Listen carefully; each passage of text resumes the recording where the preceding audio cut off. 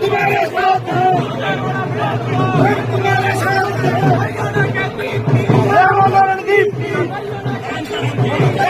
रणदीप तुम्हारे साथ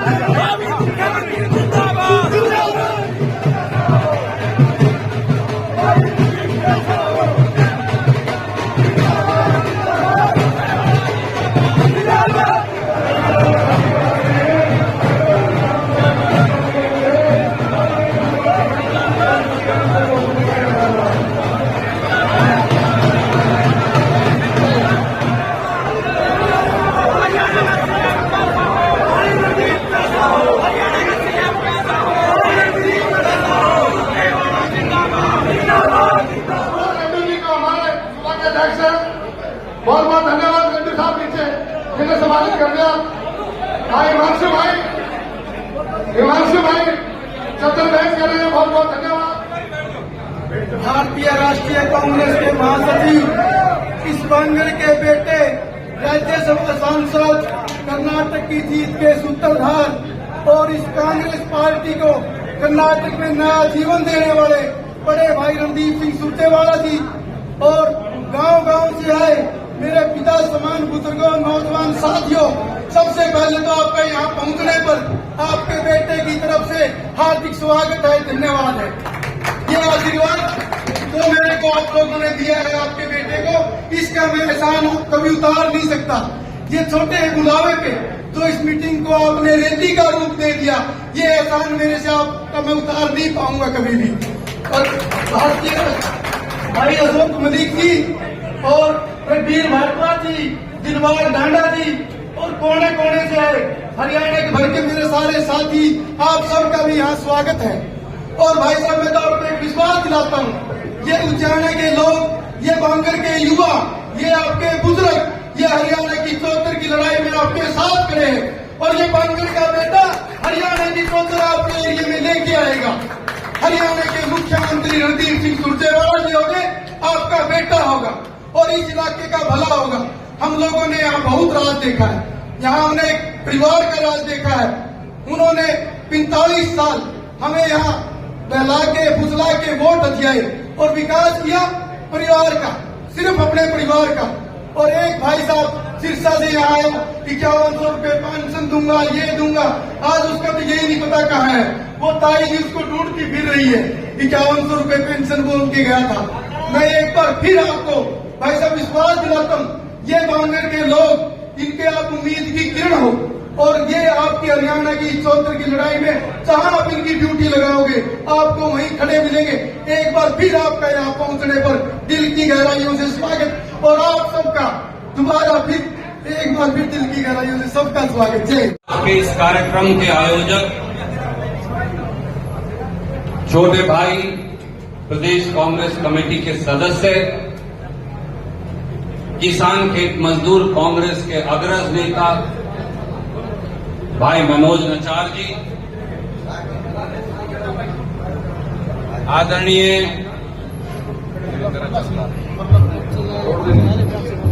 आदरणीय रामपाल झील जी, मेरे छोटे भाई युवा कांग्रेस के अध्यक्ष हल्का उचाना सुनील रेड्डू जी, विजेंद्र सरपंच जी घोगड़िया। पर ये नहीं पता था कि वो जो अपने आप को नवा बताता है वो तो चोड़ा पहना हुए ठग है, ठग। और उचाना और इस पूरे इलाके के बीच के अंदर विश्वासघात करके खंजर घोंपकर वो आपका विश्वास लूटकर चला गया, दोबारा मुड़कर आया नहीं।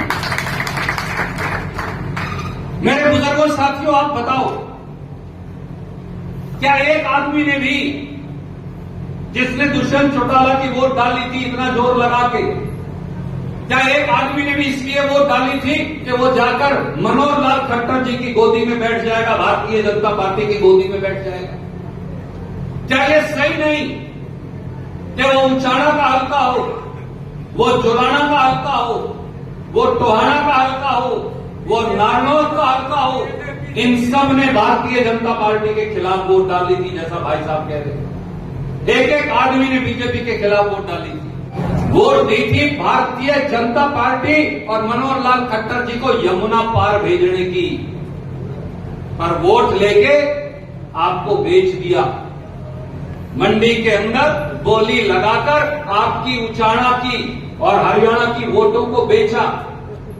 बहुत सारे करोड़ों अरबों रुपए कमाए और सत्ता की नाव के अंदर सवार हो गया, सत्ता की मलाई खाने के अंदर लग गया। जनादेश जो है, जनादेश दिया था उचाणा के हल्के ने बीजेपी के खिलाफ, उस जनादेश को बीजेपी के पैसों की मंडी के अंदर बेच दिया। क्या मेरी बात सही नहीं है तो बता दीजिए। और करोड़ों अरबों से खुद के वारे नारे कर रहे। ये धोखा, ये छल, ये कपट उसी परिवार ने जो नरवाना उचाणा के साथ करते आए, एक बार फिर अगली पीढ़ी ने वही कर दिया हमारे साथ। मेरे बुजुर्गों साथियों, कोरोना के अंदर मैं, ये मनोज भाई, रामपाल जी, हम सारे साथी एक एक दुकान, एक एक गांव के अंदर कहीं हाइड्रोक्लोराइड का छिड़काव, कहीं एक एक जगह अस्पताल के अंदर जाकर वो जो डॉक्टर लगाते पहना करते हैं वो, कहीं ये हैंड सैनिटाइजर, कहीं मास्क, हम तो अपने पट्टी लगाकर मुंह के ऊपर जान की परवाह न किए वो बांटते फिर रहे थे। परंतु वो आदमी जिसको जिन जिले ने वोट डालकर बनाया था, वो क्या कर रहा था? चोर दरवाजे से दारू बेच के रुपये कमाने लग रहा था। मेरी बात सच नहीं है तो बता दें। करोड़ों अरबों रुपए लूट रहा था।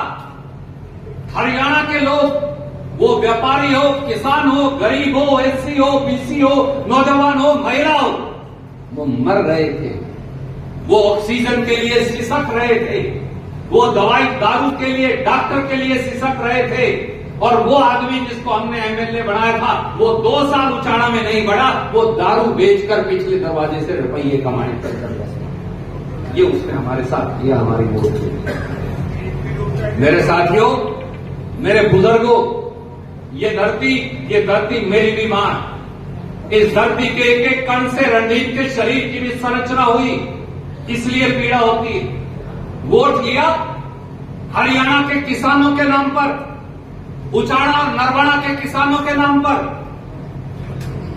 और उसके बाद धोखा करके जब सत्ता में बैठ गया, जब लाखों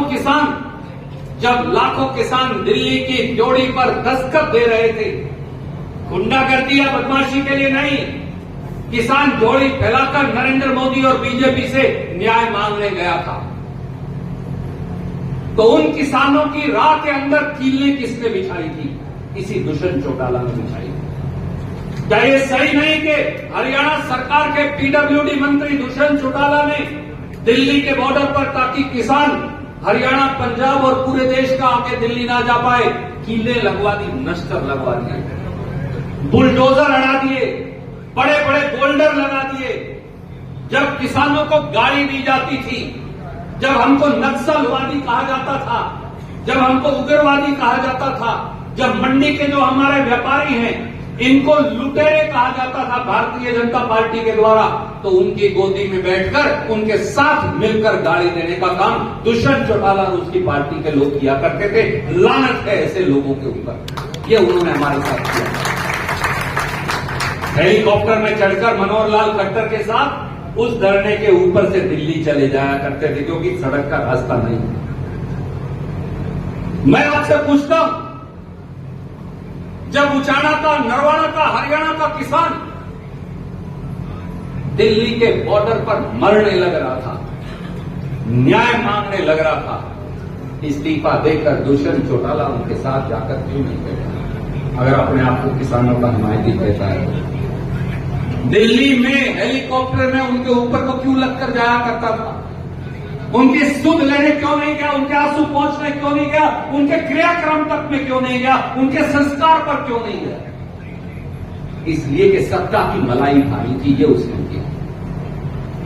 मेरे साथियों, मेरे भाइयों, मेरे बुजुर्गों, ये वो आदमी है जो हमारे इलाके की आज नुमाइंदगी करता है, जिसने चुनाव तो लड़ा, चुनाव तो लड़ा नौजवानों को एक सुनहरे भविष्य का सपना दिखाकर, पर पिछले 4 साल से 35 पेपर लीक हो चुके, बिक चुके। एक शब्द दुष्यंत चौटाला के मुंह से क्यों नहीं निकलता, मैं आपसे पूछता हूं। ये तो जरूर कहा करता था मैं हरियाणा के बच्चों के लिए ये करूंगा वो करूंगा, बाहर 75% रिजर्वेशन लागू कर दूंगा। मैं आज पूछता हूं, एचसीएस के अंदर 1/3 हरियाणा के बाहर के लगे, उनके लिए हरियाणा के और सरकार के खिलाफ आवाज क्यों नहीं उठाई दुष्यंत चौटाला ने? और ये नहीं, 2021 में एसडीओ लगे, जो जनरल कैटेगरी के 99 एसडीओ लगे, उनमें से 77 बाहर के हैं हरियाणा से। अब आवाज क्यों नहीं उठाता? 2017-18 में तो बड़ी तिलकी मारा करता था। अब 2021 में एसडीओ लगे, 99 में से 77 बाहर के हैं, केवल 20-22 बच्चों को हरियाणा में मौका मिला, क्यों आवाज नहीं उठाता? टेक्निकल एजुकेशन के लेक्चरर लगे 157, 106 हरियाणा से बाहर के हैं। क्यों दुष्यंत चौटाला की जबान पर ताला लगा हुआ है सत्ता की मलाई का, रुपयों का, क्यों उनकी आवाज नहीं उठा पाता? ये तो आके जुलाना में और दूसरी जगह कह जाता है 75% लागू कर दी प्राइवेट में। भाई कोई फैक्ट्री का नाम तो बता दे जिसमें 75% क्या 75 आदमी भी नौकरी लगे हों हरियाणा में। ऐसी कोई फैक्ट्री, क्योंकि पीढ़ी दर पीढ़ी ये लोग झूठ की फैक्ट्री चलाते आए हैं और जींद वालों को भर गलाते आए हैं।